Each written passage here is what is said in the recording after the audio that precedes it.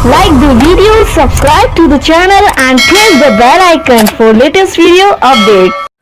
Hello dear students from class 8। आइए start करते हैं new chapter 11 direct and indirect variation. Direct and indirect variation, इसमें आपको क्या पढ़ना है? प्रपोर्शन पढ़ना है। प्रपोर्शन कौन सा रहेगा? Direct and indirect proportion. लेकिन इसके पहले मैं आपको ये बता दूं कि पिछले चैप्टर्स में आप लोगों ने पढ़ा है रेशियो। क्या पढ़ा है? रेशियो। आप लोगों को पता होगा रेशियो क्या होता है। ओके, आप लोगों को पता है रेशियो क्या होता है। जब इतना पता है कि रेशियो, तो इसके आगे हम बताते हैं कि प्रपोर्शन क्या होता है। जब two ratio are equal, when two ratio are equal are called proportions. मैंने क्या बताया? When two ratios are equal are called proportion. अब बात करते हैं डायरेक्ट प्रपोर्शन की। ओके, मैंने बताया प्रपोर्शन टू टाइप्स का होता है, डायरेक्ट एंड इनडायरेक्ट। प्रपोर्शन क्या होता है मैंने बताया अभी। डायरेक्ट प्रपोर्शन क्या होता है ये आप सरल भाषा में समझ लीजिए कि यदि कोई राशि है बढ़ रही है, एक अनुपात से बढ़ रही है, तो दूसरी राशि भी उसी अनुपात से बढ़ेगी। कहने का मीन्स यदि एक राशि किसी भी अनुपात में बढ़ रही है, ठीक है, तो जो दूसरी राशि होगी, दूसरी वेरिएबल, वो भी उसी ही रेशियो में बढ़ेगी या घटेगी।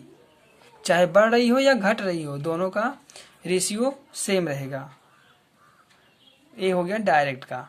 और इनडायरेक्ट का क्या रहेगा? एक बढ़ेगा तो दूसरा घटेगा, दूसरा घटेगा तो पहला बढ़ेगा, इस टाइप का। तो इसका क्वेश्चन हम सॉल्व करते हैं। एक्सरसाइज पे चलते हैं।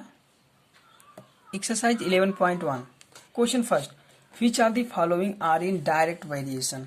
विच are the following are in direct variation. इसमें से कौन कौन सा डायरेक्ट वेरिएशन है, मतलब क्या बढ़ेगा तो उसके साथ वो भी बढ़ेगा। देखते हैं। फर्स्ट पार्ट है the distance travelled by N auto and the fair charged. The distance travelled by N auto, जब हम ऑटो से ट्रेवल करते हैं तो उसकी दूरी के साथ साथ उसका रेट भी यानी चार्ज भी बढ़ता है। क्लियर है ना? तो कौन सा वेरिएशन हो गया? दूरी बढ़ेगी तो रुपया भी बढ़ेगा, यानी कि उसका चार्ज भी बढ़ेगा। तो ये डायरेक्ट वेरिएशन है, लिखिएगा यहाँ पर टिक लगा के, direct variation. Okay. B part है the production in kilogram of paper from a given number of machines. जब किसी हम पेपर का प्रोडक्शन करते हैं, किसी भी पेपर का प्रोडक्शन करते हैं, तो मशीन की संख्या पर निर्भर करता है। इसका मीन्स यह है कि जब किसी भी पेपर का जो उत्पादन होता है वो मशीनों की संख्या पर निर्भर करता है।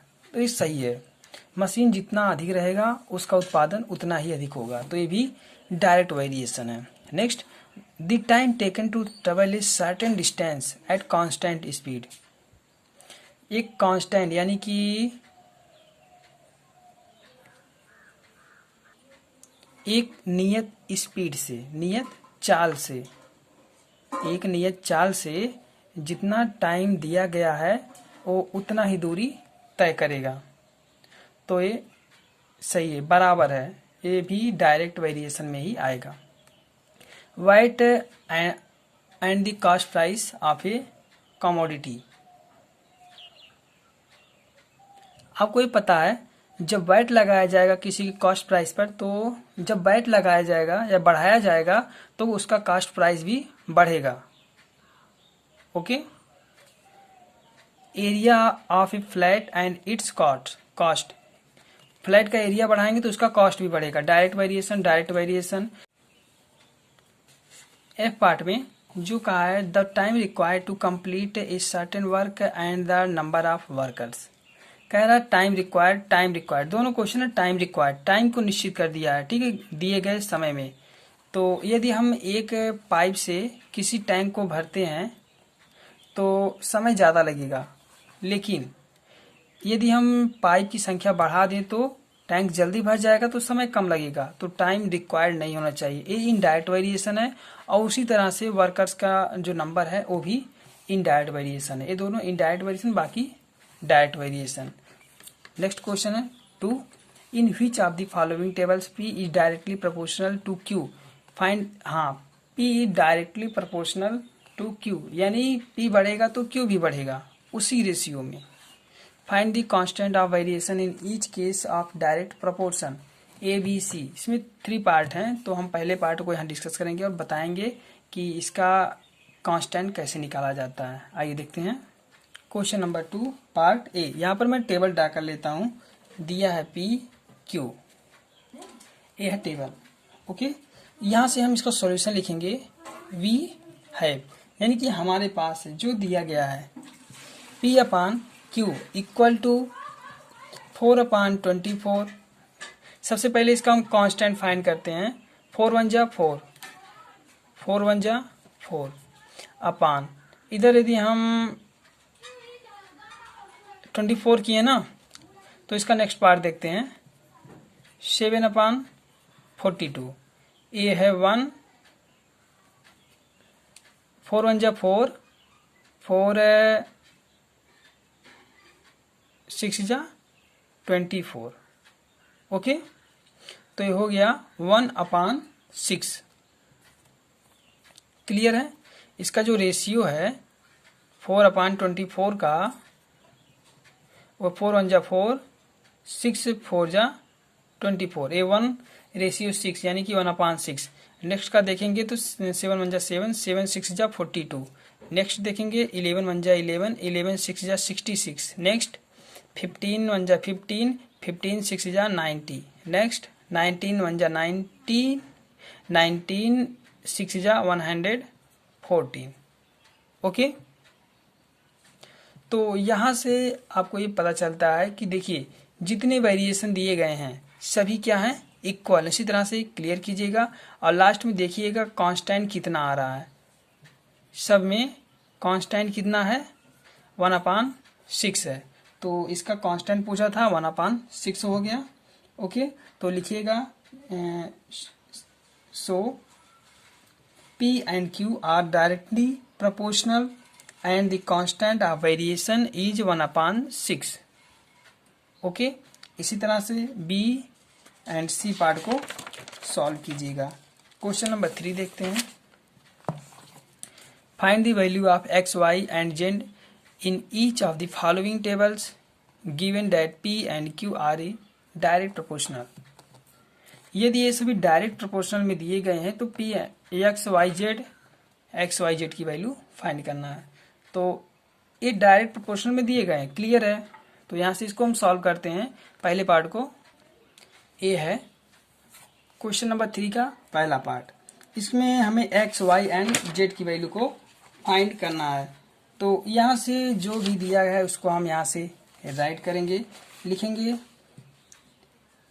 P and Q are directly proportional. ये क्या है, दिया गया है, एक क्वेश्चन में दिया गया। तो यहाँ से जब ये दिया गया है तो हम ऐसे लिख सकते हैं P/Q equal to 8/18 equal to x/27 equal to 32/72 equal to 24/y equal to z/99। ये सभी हम ऐसे लिख सकते हैं। क्लियर है। हमें क्या फाइंड करना है, x, y एंड z की वैल्यू। इसमें नो प्रॉब्लम। तो सबसे पहले x की वैल्यू फाइंड करेंगे। देखिए x की वैल्यू फाइंड करने के लिए एक कांस्टेंट लेंगे, पूरा कांस्टेंट, यानी कि 8/18 लेंगे और उसके इक्वल लेंगे x/27। दो यहाँ वेरिएशन हम ऐसे पुटअप कर लेंगे, कोई भी दो जिसमें एक फाइंड करना हो, एक पूरा दिया गया हो। यहाँ से हम क्या करेंगे, 9 2 जा 18, 9 3 जा 27। इसको सॉल्व करेंगे। 2 1 जा 2, 2 4 जा 8। ये हो गया 4/1 इक्वल टू x/3। एंड यहाँ से x 1 जा x इक्वल टू 4 3 जा 12। x की वैल्यू आ गया 12। यहाँ से हम y की वैल्यू फाइंड करेंगे। चाहे यहाँ से इसको इक्वल कर दीजिए या तो इसका इसके साथ इक्वल कर दीजिए। तो आइए इसका हम इसके साथ इक्वल करते हैं। 8/18 किसी के साथ कीजिए, वैल्यू सेम ही आएगा।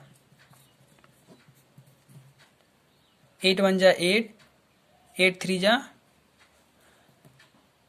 24, y 1 जा y equal to 18 into 3, y की वैल्यू 18 3 जा 54।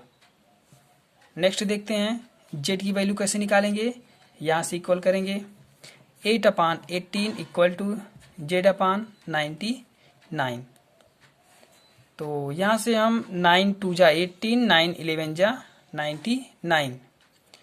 z की वैल्यू निकालेंगे ना, तो 2 1 जा 2, 2 4 जा 8, z 1 जा z इक्वल टू 11 4 जा 44।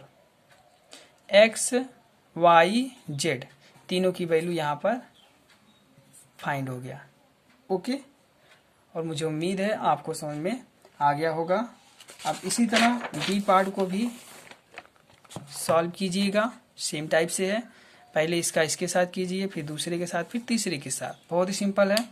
नेक्स्ट है to make 3 glasses of orange sauce you need 600 milliliter of water. Find out how much water you need to make 8 glass of sauce. इसमें जो दिया गया है 3 ग्लास सॉस बनाने के लिए 600 मिलीलीटर वाटर आवश्यक है। ठीक है, तो 1 ग्लास बनाने के लिए हम निकालेंगे सबसे पहले, उसके बाद 8 से मल्टीप्लाई करेंगे, इसमें 15 से मल्टीप्लाई करेंगे। क्वेश्चन नंबर 4 लिखेंगे 3 ग्लास सॉस बनाने के लिए कितने मिलीलीटर वाटर की आवश्यकता होती है? 600 मिलीलीटर। तो 1 ग्लास सॉस बनाने के लिए 600 मिलीलीटर में हम 3 से डिवाइड कर देंगे, ये आ जाएगा 200 मिलीलीटर। 1 ग्लास के लिए हो गया। अब इसका जो पहला पार्ट है पूछा है 8 ग्लास बनाने के लिए, तो यहां पर लिखेंगे हम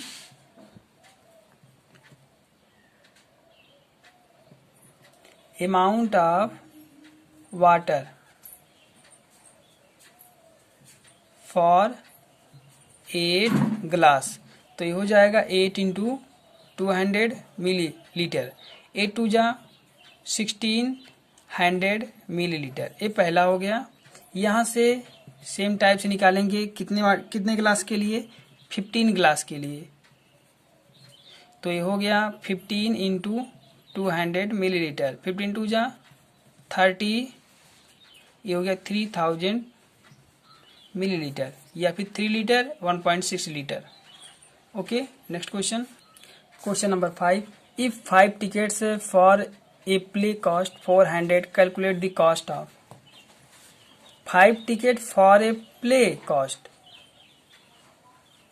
5 ticket का 400, तो 1 ticket का कितना हो जाएगा? 80 रुपीज। 5 से डिवाइड कर दीजिए। ठीक है, सबसे पहले 5 से डिवाइड कर दीजिए, जो आएगा 1 टिकट का आएगा। तो पहले में 6 टिकट में जितना आएगा उससे मल्टीप्लाई, दूसरे में उतने से मल्टीप्लाई, तीसरे में भी उतने से मल्टीप्लाई, तीनों का आ गया वैल्यू। ठीक है, question number 6। If 10 litre of petrol cost, ये 10 लीटर का इतना है, तो 4 लीटर, 12 लीटर एंड 30 लीटर का फाइंड करना है। जैसे मैंने बताया क्वेश्चन नंबर 4, 5, 6 एंड 7 सभी एक ही टाइप का है, इसे सॉल्व कीजिएगा। अब अगले वीडियो में हम लेके आएंगे क्वेश्चन नंबर 8 to 17। ओके, मिलते हैं नेक्स्ट वीडियो में। Thank you. हमारे चैनल को सब्सक्राइब कर बेल आइकन जरूर प्रेस करें हमारी लेटेस्ट वीडियो सबसे पहले देखने के लिए।